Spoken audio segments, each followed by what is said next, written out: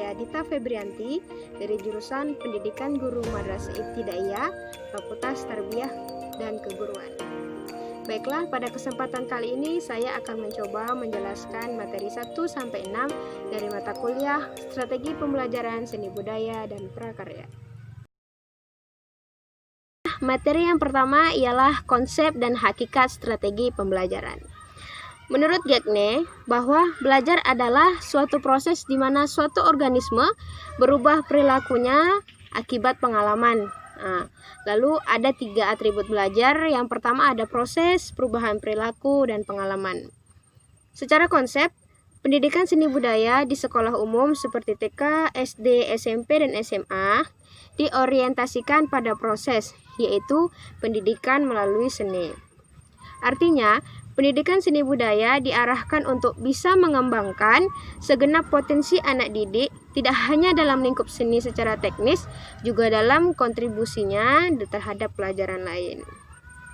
Lalu yang kedua adalah strategi pembelajaran seni budaya dan prakarya. Pembelajaran adalah proses interaksi peserta didik dengan pendidik dan sumber belajar pada suatu lingkungan belajar. Sehingga pembelajaran seni budaya adalah suatu mata pelajaran yang ada di tingkat SDMI yang salah satu pembelajarannya bisa menyelamatkan seni dan budaya warisan Indonesia dari perkembangan zaman modern. Adapun tujuan seni budaya dan prakarya di MI dan SD yakni yang pertama, memahami konsep dan pentingnya seni budaya dan keterampilan. Yang kedua, menampilkan sikap apresiasi terhadap seni budaya dan keterampilan. Yang ketiga, menampilkan melalui seni budaya dan keterampilan. Yang keempat, menampilkan peran serta dalam budaya dan keterampilan dalam tingkat lokal, regional maupun global. Adapun beberapa karakteristik dari strategi pembelajaran seni budaya dan prakarya, yakni ada multidimensional, yang kedua ada multilingual, dan yang ketiga ada multikultural. Lalu ada beberapa strategi pembelajaran seni budaya. Yang pertama ada strategi konseptual, lalu yang kedua adalah strategi operasional. Selanjutnya adalah faktor-faktor yang mempengaruhi strategi pembelajaran, yakni ada pengajar, ada karakteristik siswa, ada tujuan, situasi, dan fasilitas. Materi kedua adalah model pembelajaran. Model pembelajaran yaitu kerangka konseptual yang melukiskan prosedur yang sistematik dan mengorganisasikan pengalaman belajar untuk mencapai tujuan belajar tertentu dan berfungsi sebagai pedoman para perancang dan para pengajar dalam merencanakan dan melakukan aktivitas belajar. Ada beberapa ciri-ciri dari model pembelajaran. Yang pertama, memiliki prosedur yang sistematik. Yang kedua, hasil belajar ditetapkan secara khusus. Dan yang ketiga, penetapan lingkungan secara khusus. Yang keempat, ukuran keberhasilan. Dan yang kelima adalah interaksi dengan lingkungan. Lalu ada beberapa macam-macam model pembelajaran. Yang pertama, pembelajaran kooperatif, yakni model pembelajaran yang dapat diterapkan dalam melibatkan peserta didik secara aktif dalam proses belajar mengajar. Lalu yang kedua ada pembelajaran konseptual, yakni pembelajaran yang dimulai dengan sajian atau tanya jawab lisan yang terkait dengan dunia nyata kehidupan siswa. Lalu yang ketiga ada pembelajaran berbasis masalah, yakni salah satu metode dalam pembelajaran yang menggunakan masalah sebagai langkah awal dalam mengumpulkan dan mengintegrasikan pengetahuan baru. Lalu yang keempat ada TGT, yaitu Team Games Tournament, yakni model pembelajaran dengan cara mengelompokkan siswa heterogen. Lalu adapun beberapa fungsi model pembelajaran. Yang pertama, membantu guru menciptakan perubahan perilaku peserta didik yang diinginkan.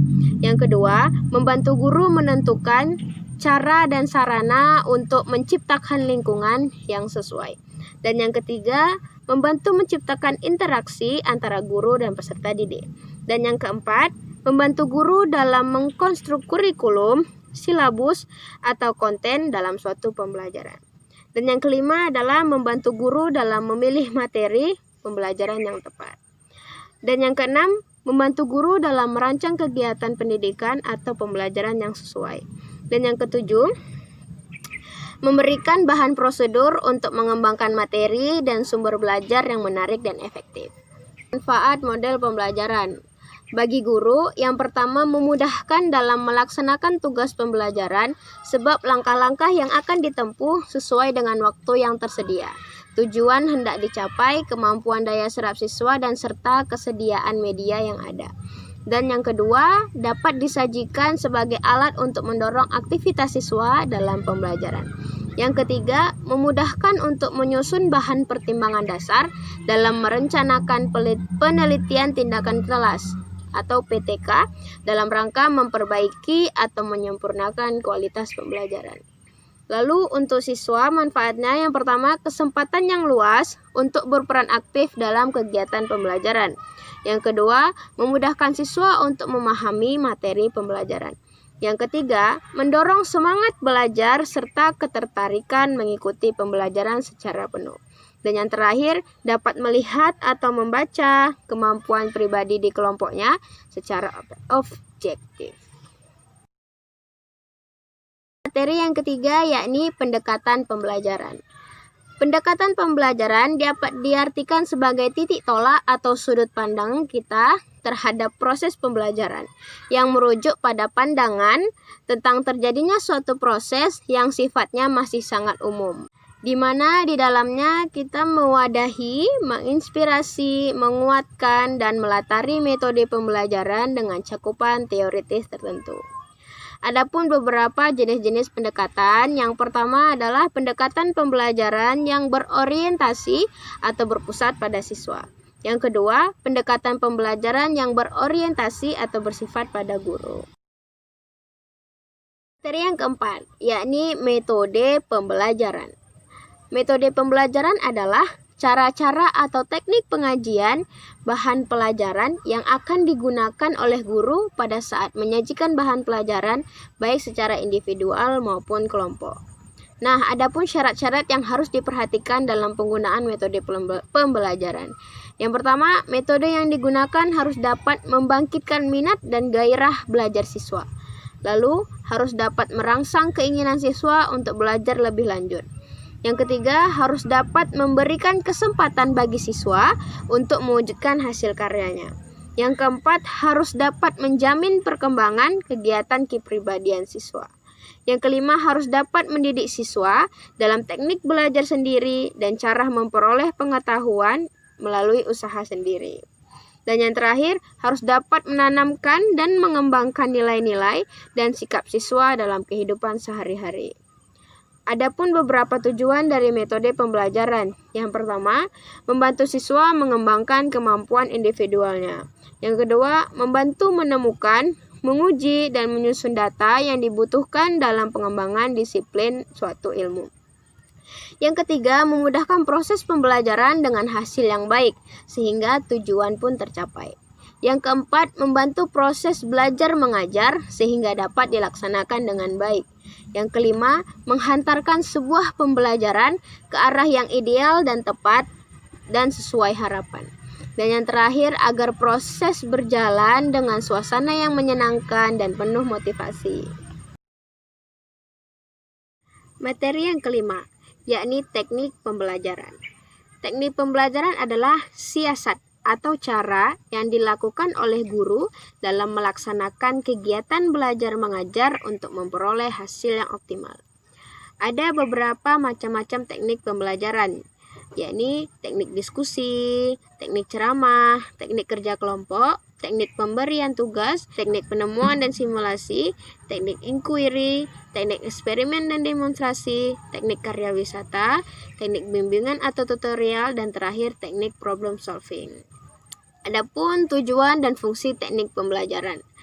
Tujuan teknik pembelajaran adalah agar pengajaran dapat disampaikan sesuai dengan keadaan lingkungan siswa, kemampuan guru, dan pembelajaran dapat berlangsung secara bervariasi dalam suasana yang menyenangkan, serta materi atau pelajaran yang disampaikan oleh guru tepat sasaran sesuai dengan keadaan dan kemampuan siswa.